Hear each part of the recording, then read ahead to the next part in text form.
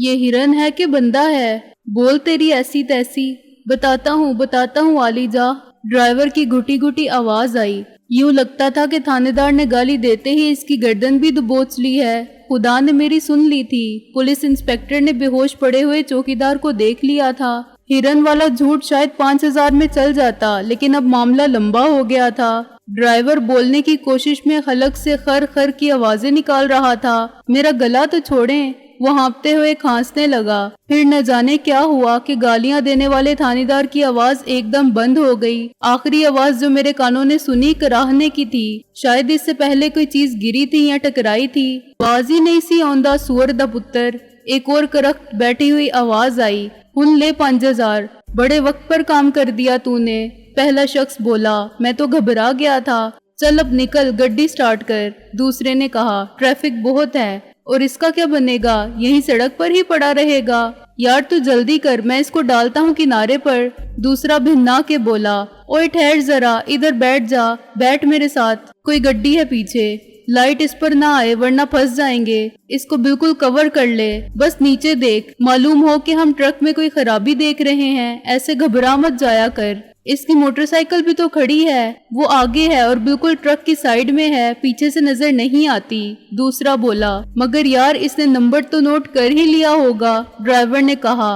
اوئے دماغ کو ٹھکانے رکھ، نمبر کون سا اصلی ہے؟ دوسرے نے جھلا کر کہا۔ چل اب اٹھ، فٹافٹ نکل جاتے ہیں۔ ٹرک ایک بار پھر روانہ ہو گیا اور اس اندھیرے میں جو رات کا ایک حصہ تھا اور میرے ساتھ لکڑی کے اس باکس میں محصور تھا، مایوسی کا گہرا اندھیرا بھی شامل ہو گیا۔ اتنا اندازہ تو مجھے تھا کہ ٹرک میں آگے کم سے کم 2 افراد ہوں گے۔ اب میں تصور کر سکتا تھا کہ شامت اعمال کے باعث راستہ روکنے والے انسپکٹر کے ساتھ کیا ہوا۔ جب وہ ایک سے بات کر رہا تھا تو دوسرا ٹرک میں بیٹھا رہا اور موقع ملتے ہی دوسری جانب اتر گیا جہاں اسے کوئی نہیں دیکھ سکتا تھا۔ انسپکٹر یا تو بہت ایماندار اور فرض شناس تھا یا بہت لالچی کہ 5000 کی رقم بھی دگنی کرنے کی فکر میں تھا۔ ڈرائیور کا دوسرا ساتھی ٹرک کی اوٹ میں چھپا کھڑا رہا۔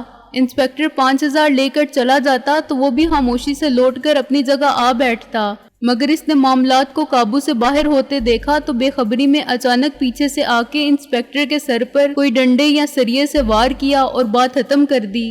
اب معلوم نہیں وہ انسپکٹر زندہ تھا یا صرف بے ہوش، لیکن اس کا جسم سڑک سے ہٹ کر نشیب میں یا کسی جھاڑی کے پیچھے پڑا تھا جہاں اسے سڑک پر سے گزرتے کوئی نہیں دیکھ سکتا تھا۔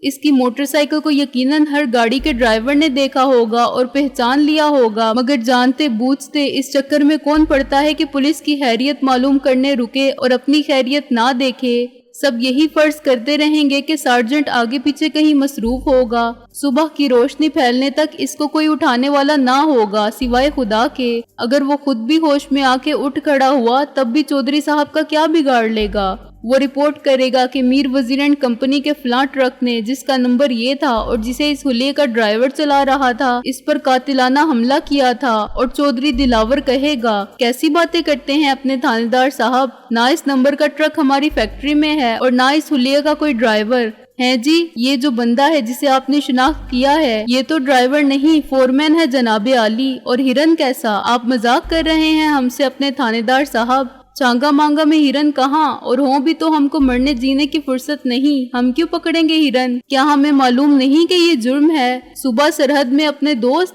واہ جی واہ، ہم نے تو ابھی تک پنجاب سے آگے کچھ اور دیکھا ہی نہیں۔ یہ صوبہ سرحد ہے کدھر جناب انسپکٹر صاحب بہادر؟ اور بیچارہ انسپکٹر یہی سمجھے گا کہ چودھری صاحب عذرائے عنایت خسرو جو کچھ بھی دیں وہی لے کر شکریہ ادا کرے اور رخصت ہو جائے، ورنہ لینے کے دینے بھی پڑ سکتے ہیں۔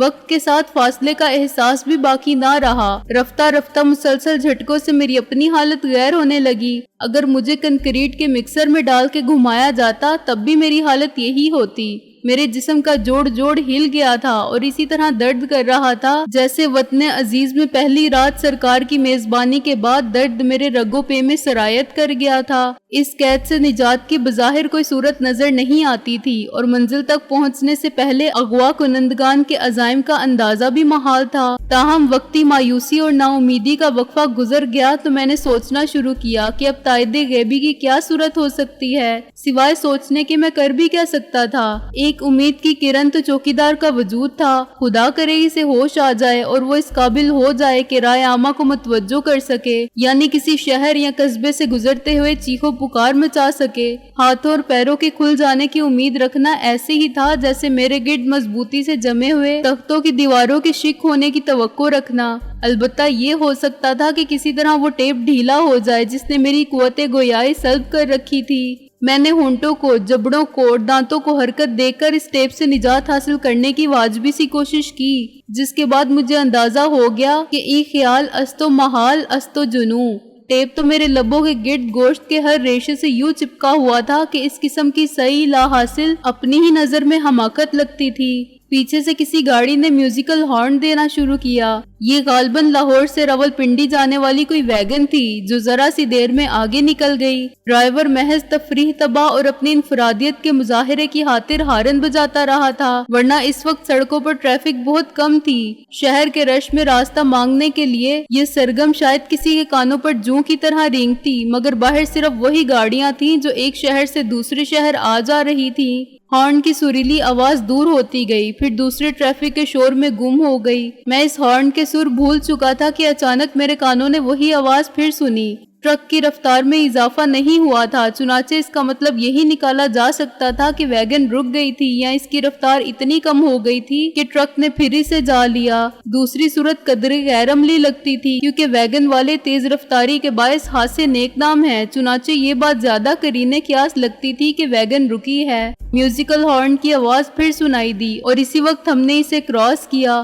ذرا سی دیر کے لیے ویگن کے کنڈکٹر کی صدا آئی، بھائی چکوال موڑ۔ ہارن پھر بولا۔ سوہاوا کے قریب بائیں جانب ایک سڑک چکوال جاتی ہے اور ایک سنگی میل سے اندازہ ہوتا ہے کہ اسلام آباد کتنی دور ہے، مخالف سمت میں لاہور کتنی دور اور بائیں ہاتھ پر چکوال کا فاصلہ کتنا ہے۔ ایسا ہی دوسرا موڑ بہت آگے راولپنڈی کے قریب آتا ہے، لیکن میرے اندازے کے مطابق ابھی ہم نے اتنا فاصلہ طے نہیں کیا تھا۔ ٹرک بائیں طرف گھوم گیا، ویگن کا میوزیکل ہارن دور سے سنائی دیا، پھر قریب آنے لگا۔ اب شبے کی گنجائش نہ رہی تھی کہ ٹرک چکوال والی سڑک پر جا رہا تھا۔ ذرا سی دیر میں ویگن پھر آگے نکل گئی، ٹرک نے ایک اور موڑ کاٹا اور راستہ مزید ناہموار ہو گیا۔ یہ جہلم کے گرد و نواح کا وہی ناہموار ٹیلوں اور کھائیوں والا علاقہ تھا جہاں سے میں صبح کار میں گزرا تھا۔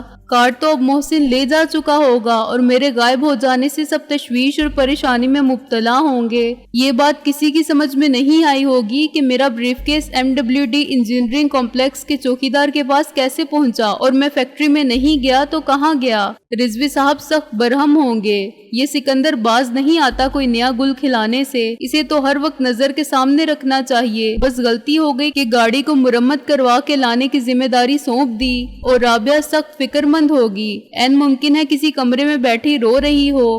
میں نے چشمے تصور سے رابعہ کو اپنے لیے روتے دیکھا اور اس منظر نے مجھے خاصا سامان تسکین قلب فراہم کیا۔ محسن کیا کرے گا؟ اب تو رضوی صاحب ہی ہیں کہ اپنی پولیس فورس کے ساتھ فیکٹری پر چڑھائی کر دیں اور چوکیدار سے چودھری دلاور تک سب کچھ چھان پھٹک کے میرا سراغ لگانے کی کوشش کریں۔ نئے چوکیدار کو کچھ معلوم نہیں ہوگا تو بتائے گا کیا خاک؟ چودھری دلاور کچھ بتانے والا آدمی ہی نہیں ہے، وہ تو ایسا ایکٹر ہے کہ FBI اور اسکاٹ لینڈ یارڈ والوں کے سامنے قتل کر دے اور پھر انہیں اپنی بے گناہی کا یقین دلا دے۔ ٹرک ایک ہچکولے کے بعد رک گیا، آگے والے دونوں دروازوں کے کھلنے اور بند ہونے کی آواز آئی۔ میں منتظر رہا کہ سفر ختم ہونے کے بعد آزمائش کا اگلا مرحلہ کیا ہوگا۔ ہمیشہ کی طرح مجھے یہ خیال بھی آیا کہ شاید اب وہ میرا قصہ پاک کر کے مجھے اس مقام پر دفن کر جائیں گے جہاں تک کسی کے خیال کی رسائی بھی نہیں ہوگی، اور میں نے یہ بھی سوچا کہ میرے قتل سے دشمنوں کو کچھ حاصل ہوتا تو وہ مجھے آج سے بہت پہلے ٹھکانے لگا چکے ہوتے۔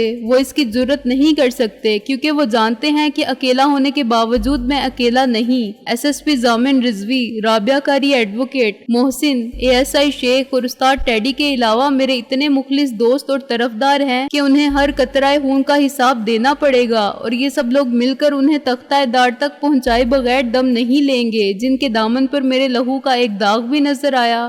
مجھے اتنی دور لانے کا مقصد کچھ اور بھی ہو سکتا تھا جو مجھ پر واضح نہیں تھا۔ تشدد کے ذریعے کوئی تحریر حاصل کرنے یا کسی بات کا اعتراف کرنے کا مسئلہ ہوتا تو لاہور میں بھی حل ہو جاتا، لیکن ان کے رکنے کا مقصد کچھ اور تھا۔ ان کی باتوں سے میں نے اندازہ لگایا کہ وہ تھک گئے ہیں۔ ان میں سے ایک کو رفع حاجت کی ضرورت محسوس ہوئی تھی اور دوسرا سر درد کی شکایت کر رہا تھا۔ اب وہ دونوں تھرماس میں سے چائے پی رہے تھے، کچھ کھا رہے تھے اور نہ جانے کیوں خاموش تھے۔ پھر وہ ٹرک کے عقبی حصے کے قریب بیٹھ کے سگریٹیں پینے لگے۔ اسی وقت چوکیدار بڑبڑایا، چودھری صاحب معاف کر دیں، مجھے مت مارے، میرے بیوی بچے۔ وہ ہوش میں آنے لگا تھا۔ شعور اور لاشعور کے درمیان اس کا احساس جاگ رہا تھا اور اسے یاد دلا رہا تھا کہ چودھری صاحب اس کے قتل کا حکم صادر فرما چکے ہیں۔ کیسی عجیب بات ہے کہ وہ شخص جو اپنا گھر بنا لیتا ہے، کسی بھی عورت سے وابستہ ہو جاتا ہے اور باپ بن جاتا ہے، اسے اپنی ذات کی مفادات کا تحفظ عزیز نہیں رہتا۔ وہ خود کو اور اپنی زندگی سے محبت کو بھول جاتا ہے اور اس کی تمام توجہ محبت و شفقت، جذبات اور خیالات کی دنیا وہی گھر بن جاتا ہے۔ وہ خود کو اور اپنی زندگی کو اسی گھر میں بانٹ دیتا ہے اور اپنے لیے کچھ بھی نہیں رکھتا، کچھ بھی نہیں مانگتا، مرنے سے نہیں ڈرتا، لیکن اس خیال سے ڈرتا ہے کہ وہ مر گیا تو اس کے گھر کا کیا بنے گا اور اس کے بیوی بچوں کو وہ سب کون دے گا جو اس کے دم سے انہیں میسر تھا۔ اور اس میں بھی حیرت کا پہلو یہ تھا کہ کبھی کوئی یہ نہیں سوچتا تھا کہ انہیں روٹی کپڑا کون فراہم کرے گا اور ان کے مادی وسائل کے اسباب کیا ہوں گے۔ خدا کے رازق ہونے پر سب کا اعتقاد کامل رہتا تھا اور سب یہ سمجھتے تھے کہ پلنے کو دنیا میں کتے کے بچے بھی پل جاتے ہیں جن کا کوئی خاندان نہیں ہوتا، جذباتی رشتے نہیں ہوتے اور والدین جیسا پرورش کرنے والا نہیں ہوتا۔ اصل کمی محبت کی رہ جاتی ہے اور تربیت کی رہ جاتی ہے، اور یہ کمی صرف باپ پوری کر سکتا ہے۔ میرا اپنا کوئی گھر نہیں تھا، بیوی اور بچے نہیں تھے، لیکن میں نے دنیا میں ہر جگہ خاندان اور گھر سے آدمی کے تعلق کو اسی انداز میں دیکھا تھا اور محسوس کیا تھا۔ گامے، ہمیں کام ختم کر کے واپس بھی جانا ہے۔ میں نے ڈرائیور کی آواز کو بہت قریب سے سنا۔ دیکھ طافے، اس چوکیدار کو چھوڑ دے، دوسرے شخص نے متذبذب لہجے میں کہا جسے گامے کے نام سے مخاطب کیا گیا تھا۔ کیا دماغ چل گیا ہے تیرا؟ طافے نے کہا۔ اس وقت سڑک پر کوئی نہیں، اسے یہی ڈال کے گاڑی اوپر سے گزار دیتے ہیں، اسے لمبائی کے رخ لٹا دے، پیچھے والے ڈبل پہیے اوپر سے ایک بار گزر گئے تو کیما ہو جائے گا، صورت پھر کون پہچانے گا؟ طافے میری بات مان لے، یہ بہت غریب اور بے قصور آدمی ہے، بیوی بچے ہیں اس کے۔ طافے نے اسے گالی دی۔ وہ تو تیرے بھی ہیں، چودھری صاحب تجھے زندہ چھوڑیں گے؟ انہیں معلوم ہی نہیں ہوگا، میں اس کو سمجھا دوں گا۔ ایک بار پھر گامے نے لجاجت سے کہا، تو سفارش کیوں کر رہا ہے اس کی؟ طافے نے بگڑ کے کہا، تیرا ماما لگتا ہے یہ؟ ہاں یہ ٹھیک ہے طافے، یہ میرا ماما ہے۔ گامے نے کہا، سگا تو نہیں، لیکن اس نے میری ماں کو ہمیشہ بہن کہا تھا اور میں نے ہی اسے گاؤں سے بلا کے نوکری دلوائی تھی۔ نہیں گامے، طافے نے کچھ دیر بعد کہا، میں یہ خطرہ مول نہیں لے سکتا، مجھے اپنی زندگی پیاری ہے، میں وہی کروں گا جو مجھے چودھری صاحب نے کہا تھا۔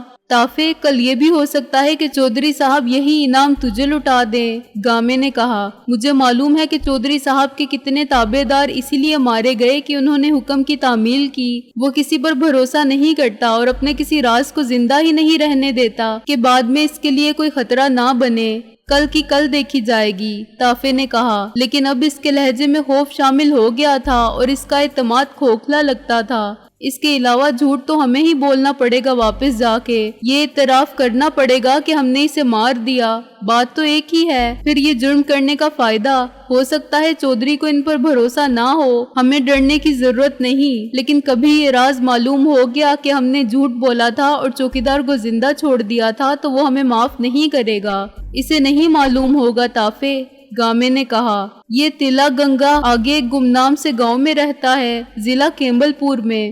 اس سے چودھری کا یا اس کے کارندے کا گزر ہونے کا کوئی سوال ہی نہیں، میں اسے بتا دوں گا کہ روپوش ہو جائے۔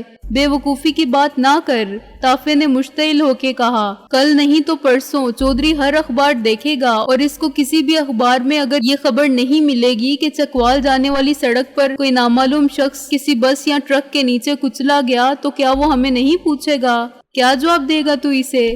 ہم یہ بھی تو کہہ سکتے ہیں کہ سڑک پر خطرہ تھا، گاڑیاں آ جا رہی تھیں۔ گامے نے کہا، چنانچہ ہم نے اسے غیر آباد جگہ میں گاڑ دیا۔ کیسے گاڑ دیا؟ خالی ہاتھوں سے قبر کھودو گے؟ طافے نے کہا، اتنا بیوقوف سمجھتا ہے تو دلاور کو؟ وہ مجھے گردن سے یہاں لے کر آئے گا کہ بتا اپنے ماما کو کہاں گاڑا تھا، پھر وہ تیری قبر بنا دے گا۔ کچھ بھی ہو طافے، گامے نے مضبوط لہجے میں کہا، میں نے روانہ ہوتے ہی یہ فیصلہ کر لیا تھا کہ یہ قتل نہیں ہونے دوں گا۔ تیرے فیصلے کی ایسی تیسی، میں خود کر لوں گا سب کچھ، اور دیکھتا ہوں تو مجھے کیسے روک سکتا ہے، طافے نے کہا۔ میں دم بخود لیٹا یہ سب سن رہا تھا اور دل ہی دل میں دعا مانگ رہا تھا کہ ان کا اختلاف رائے تصادم کا باعث بن جائے۔ ان میں سے ایک مارا جائے گا مگر دوسرا بھی شدید زخمی ہو سکتا ہے، اس حد تک کہ وہ ٹرک چلانے کے قابل نہ رہے، اور اب جھگڑا واقعی بڑھ گیا تھا۔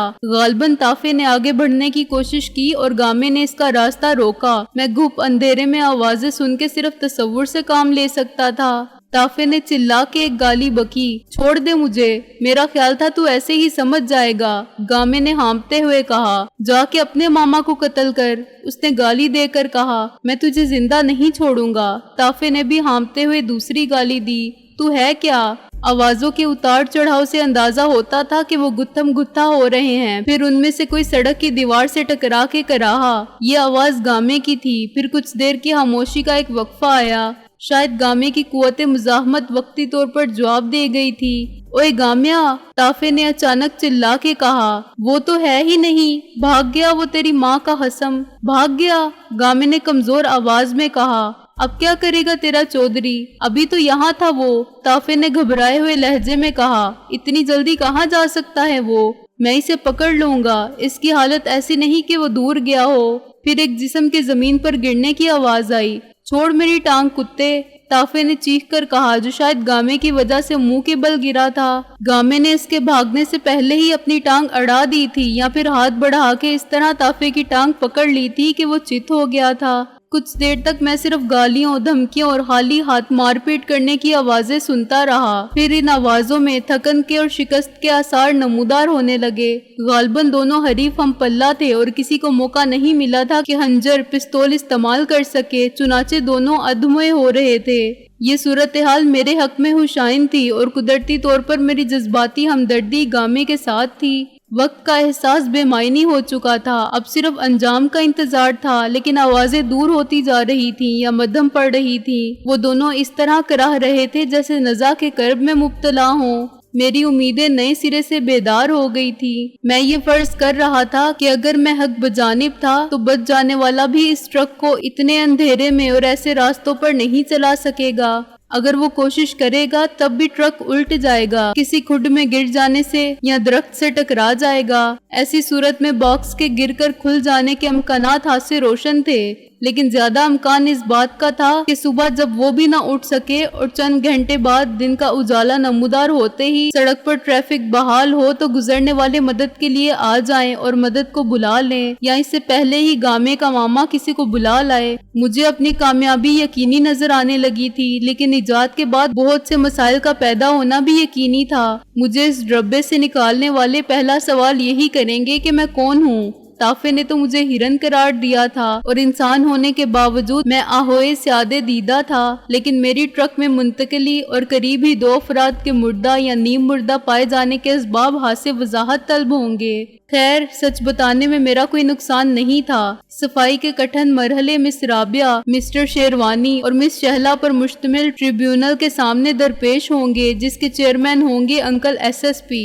اچانک میں نے صندوق کی ایک دیوار پر ٹھک ٹھک سنی۔ خاموشی اتنی گہری تھی اور میں اپنے خیالات میں ایسا کھویا ہوا تھا کہ اس پر بھی اچھل پڑا۔ میرے چونکنے کی اصل وجہ یہ تھی کہ اس دستک کا انداز مختلف تھا۔ اس میں سوال تھا کہ بتاؤ کیا تم خیریت سے ہو؟ تم جو بھی ہو میری مدد کے مستحق ہو۔ نہ تم محمود ہو نہ میں ایاز ہوں جسے ستائش کی تمنا نہ صلے کی پرواہ۔ اگر تم اسی فیکٹری کے مالک ہو جس کا میں ادنا سا ملازم ہوں تو کیا اس مقام پر اور اس لمحے میں ہم ایک ہی محاذ، ایک ہی جنگ میں برابر کے شریک ہیں، جو صرف یہ چاہتے ہیں کہ خود بھی زندہ رہیں اور دوسروں کو بھی زندہ رہنے دیں؟ میں نے جواب میں اندر سے لاتیں چلائیں، دیکھ میاں، گھبرانا نہیں، رب نے چاہا تو سب خیر سے ٹھیک ہو جائے گا۔